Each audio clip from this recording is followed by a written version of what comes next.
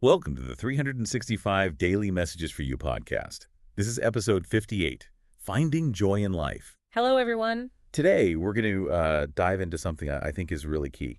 Finding joy, not just, when everything's great, but how to find it, even when things feel, challenging. Exactly. And the real core idea we want to unpack with you is that joy isn't just something that happens to us. It's more like an innate power we have, something we can actually create almost regardless of the external situation. Right, like tapping into the week's energy, acknowledging, there might be obstacles, but focusing on this internal source of joy. And we really hope that something we talk about today resonates, maybe just one small insight. Yeah, you don't need to remember everything. It's kind of like reading a really deep book, right? Sometimes one sentence just jumps out and stays with you. Exactly that. It's about finding that one little nugget that feels true for you, that clicks. That's the goal. Absolutely.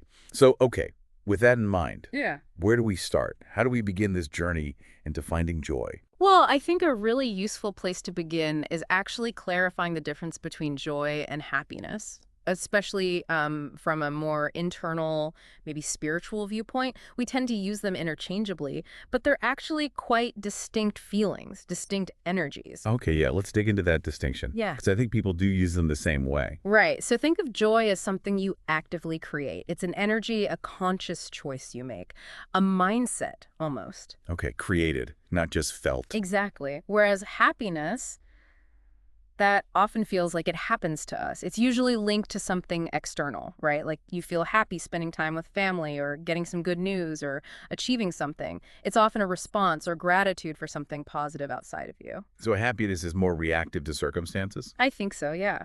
Joy is deeper. It's like this undercurrent that can exist even when things are really difficult. You might not be happy about, say, a work challenge or a health issue. Right, you're definitely not happy about that. No. But you can still choose to connect to that baseline of joy, that sense of purpose or resilience. It can actually fuel your passion to get through the tough stuff. It's unreasonable to expect constant happiness, isn't it? Life just isn't like that. That makes a lot of sense. It kind of takes the pressure off needing to feel good all the time. Hmm. So if joy is this internal creation, what shapes our ability to, connect with it? That really brings us to our consciousness. Our thoughts, the words we use, our actions, they profoundly shape our experience of both happiness and, maybe more importantly, joy. Okay, consciousness. How does that work? Well, we can think about having sort of positive or negative consciousness. Positive consciousness is constructive. It's aligned with growth, with universal principles, you could say. Like seeing possibilities, learning. Yes. Yeah. And negative consciousness, that often comes from a place of lack or fear or just reacting to things without thinking. And the state of our consciousness, whether it's leaning positive or negative, has a really direct link to how much happiness and especially joy we can actually experience. So our inner state is the driver, not just what happens outside. Absolutely. That feeling of emptiness or dissatisfaction, often it comes because we forget that how we feel is tied so closely to our mind, our internal state, not just the external results we get. Mhm. A lot of pain, I think, comes from getting fixated on expectations not being met or maybe worrying that something good won't last. Mm. You might feel okay, but then you start thinking about future problems and boom, the feeling changes, even if nothing actually happened yet. Right. The worry itself changes the feeling. Exactly. It really shows that joy has so much less to do with the physical world and almost everything to do with our minds, our internal world. You told a story once that really drove this home for me. Yes. I remember talking with someone who was just completely devastated after a relationship ended, just heartbroken, crying, full of fear about being alone. Completely understandable. Yeah, awful feeling. Awful. And just before that call, I'd actually heard this interesting perspective. This idea that sometimes really difficult endings are necessary. They literally clear the space for something or someone who's a much better fit for us, for our growth. So you shared that idea with them. I did, gently. I sort of suggested, maybe this ending, as painful as it is right now, is actually opening a door, creating space for a connection that's more aligned with where you need to go. And what happened? The shift was, it was almost immediate, quite remarkable. The crying stopped. You could almost feel the fear just recede. The external reality hadn't changed one bit. The relationship was still over. Mm-hmm. But their consciousness, their internal perspective, it just flipped. Wow. Hope started to creep back in. They started seeing the situation not just as a loss, but as potentially a setup for something better. That's incredible. It really shows how powerful a single thought can be. It really does. It highlights how we're often just one thought, one perspective shift away from a completely different experience of reality, moving from seeing it as a disaster to seeing it as a gateway. It didn't erase the sadness, perhaps, but it transformed the pain. It allowed this undercurrent of joy, of possibility, to coexist with the unhappy circumstances. It makes you wonder about those people who seem to thrive, even when things are really uncertain and scary for everyone else. Exactly. And often, I think the difference is that conscious choice. They choose to connect to purpose. They actively look for the good, even small things, and they intentionally cultivate that mindset of joy. They're choosing a higher vibration consciously. And this applies in everyday life too, right? Not just the huge crises. Oh, absolutely. Think about relationships with kids or partners. There are going to be moments you don't like what they're doing. That's normal. Definitely normal. But that momentary feeling doesn't have to disconnect you from the underlying love, the connection, the joy of having that person in your life. We get frustrated when our expectations aren't met. The house isn't tidy. Someone disagrees with us. Yeah, the small stuff can really get under your It skin. can. But we can still choose to zoom out, be joyous about the blessing of the relationship itself, and appreciate that bigger picture despite the temporary frustration. So looking beyond the immediate annoyance. Yes. And understanding kind of how the world works energetically, that gives you strength. It helps you understand pain differently. A lot of the time, a lack of joy comes from not understanding the purpose of pain. We willingly go through pain sometimes, right? Like going to the gym. You know it'll hurt a bit, but you do it for the results. Exactly. Or choosing to have kids. You know it's going to be incredibly hard work, sleepless nights, all of it, but you choose it for the deeper fulfillment. The key insight here, I think, is that most significant experiences that lead to real growth and fulfillment tend to happen in two phases. Two phases. Okay, tell me about those. So, the first phase is often called concealment. This is when things feel hidden, unclear, maybe confusing. You might feel uninspired, lost, emotional, maybe angry or sad, just in a dark place. Your usual routine might feel off or totally disrupted. Sometimes even like destructive patterns can pop up. Yeah, that sounds familiar. Feeling stuck or foggy. Mm. What's the second phase? The second phase is the revelation of light. After that period of concealment, there's always the potential for a breakthrough, a moment of clarity, a miracle, a big insight.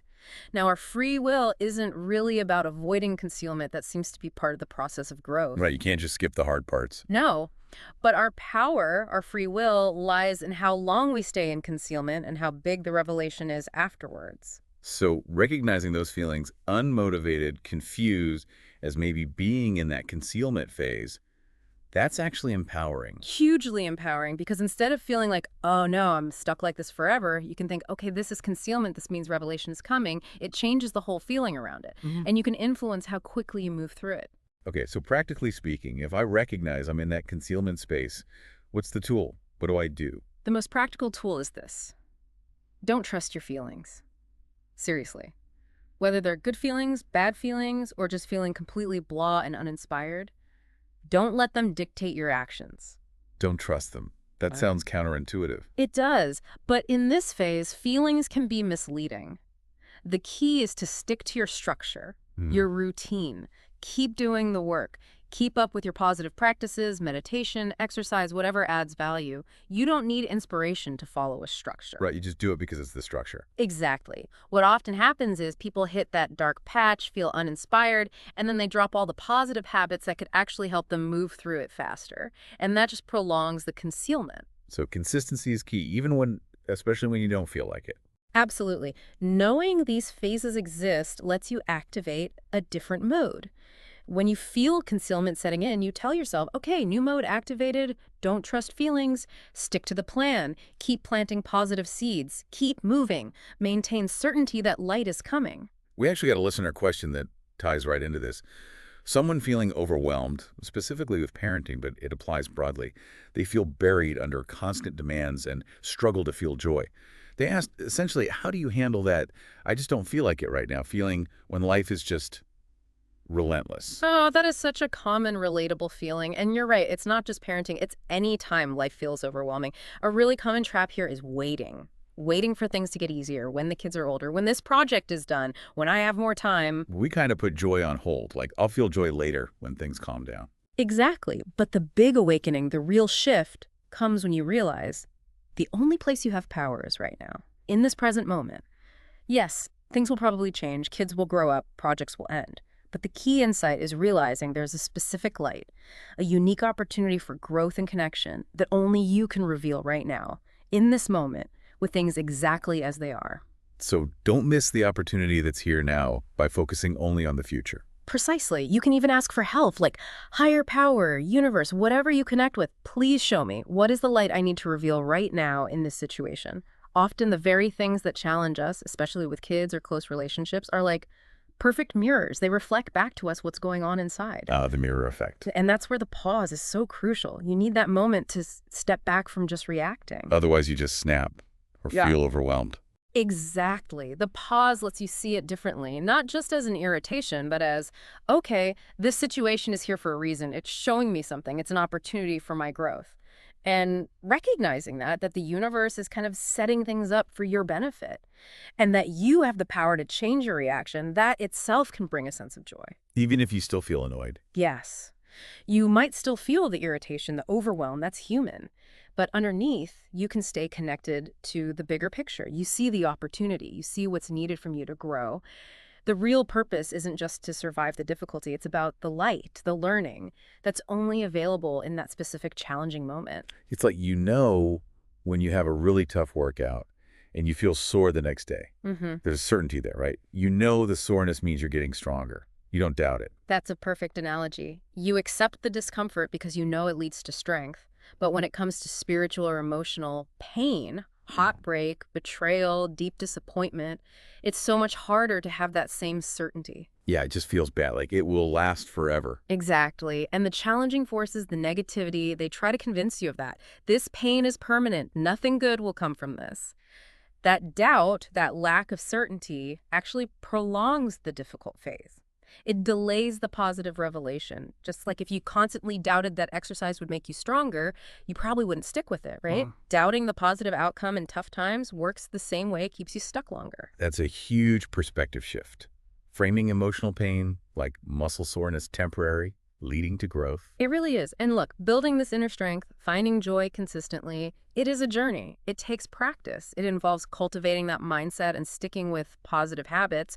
And, for anyone listening who wants daily support with this, a way to stay connected to that positive energy and navigate challenges, we really do recommend the book 365 Daily Messages for You. It offers these kinds of insights in short daily bursts. Really helpful for staying on track. The link's in the description if you want to check it out. Definitely. We also had another great question, this one from a listener named Storm.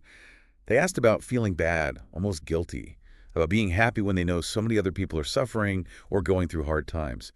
How do you reconcile your own joy with the world's pain? Oh, that's such a compassionate and common feeling. It shows real empathy. A helpful way to think about it is recognizing you can hold two things simultaneously. You can cultivate your internal state, your joy, your peace, your certainty, while still connecting externally with people on their level. So feel joy inside, but still show empathy outside. Exactly. Nurture that inner peace for yourself. But when you interact with someone who's hurting, meet them where they are. Acknowledge their pain. Listen. Offer support. You don't need to force your internal state onto them or pretend their pain isn't real. And you don't need to dim your own light internally just because others are in darkness. That's different from just putting on a happy face when you're actually feeling down yourself. Completely different. That's often about hiding your own state. This is about maintaining a genuine internal state of peace, even joy, while authentically connecting with another person's reality. It also ties into that idea that maintaining inner peace isn't weakness. You don't have to react with anger or sadness to show you care or to be strong. You can be internally centered and still be deeply compassionate and supportive. It sounds like bridging the gap between the highs and lows, finding a stable middle ground. That's a great way to put it. It's about fostering a more stable, positive undercurrent, not getting swept away by giddy excitement nor drowning in negativity. It's staying connected to that core belief. Even the hard stuff is part of a perfect plan for growth, even if we don't understand it right now. Okay, so we talked a lot about the why and the mindset. What are some really practical ways, day to day, that we can strengthen this connection to joy? Okay, let's get practical. I think there are 4 key ways. First one, living authentically. Or maybe put more simply, being honest with yourself. Honest with yourself. How does that connect to joy? Well, joy is deeply tied to being connected to your true self. What do you really want? Who are you really? What do you need to work towards? When you suppress parts of yourself to please others or fit in, you create inner conflict. That kills joy. So knowing yourself and honoring that. Yes, and acknowledging what truly affects you, what matters to you. That self-honesty is foundational for any real transformation and for accessing that authentic joy. It doesn't mean imposing your way on others, but knowing your own truth. Makes sense. What's number 2? Second, certainty in the plan.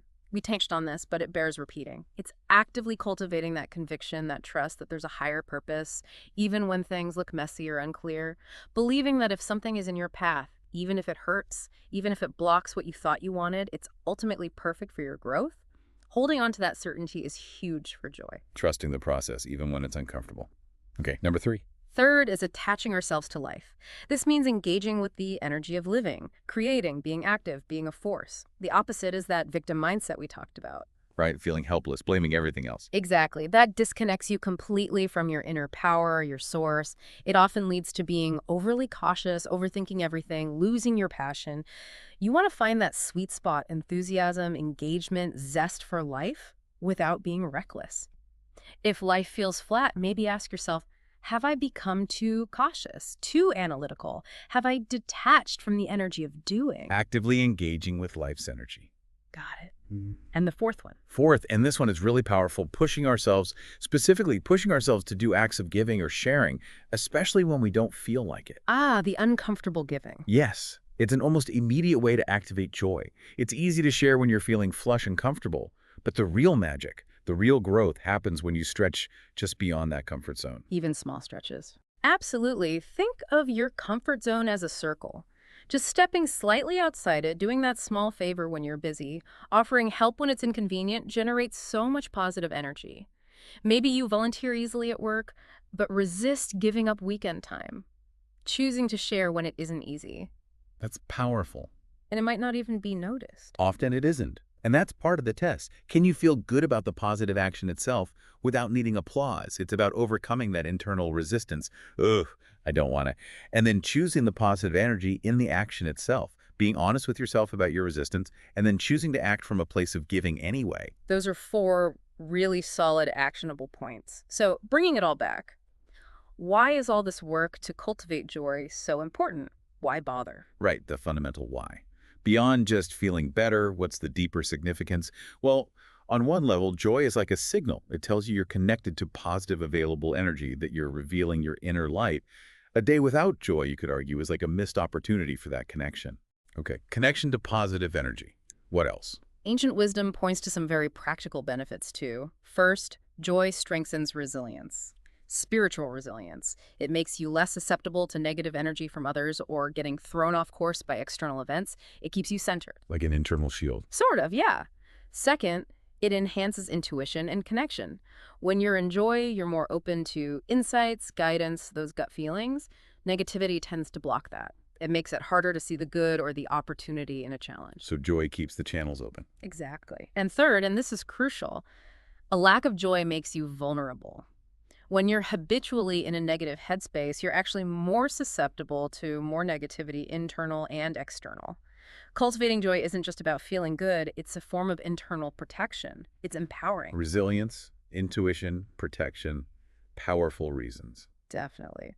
So the invitation this week and always is to practice these things. Be honest with yourself. Choose joy, especially when it's hard. Push yourself to share, even when you don't feel like it. Fantastic insight. So just to recap quickly for everyone, finding joy isn't passive. It's an active practice. It builds resilience, boosts intuition, and protects us internally. It's a journey, and every little choice towards joy counts. And remember, if you want daily support, check out the book 365 Daily Messages for You. The link is right there in the description. Thank you for diving deep into this with us today. Thank you so much for listening to the 365 Daily Messages for You podcast.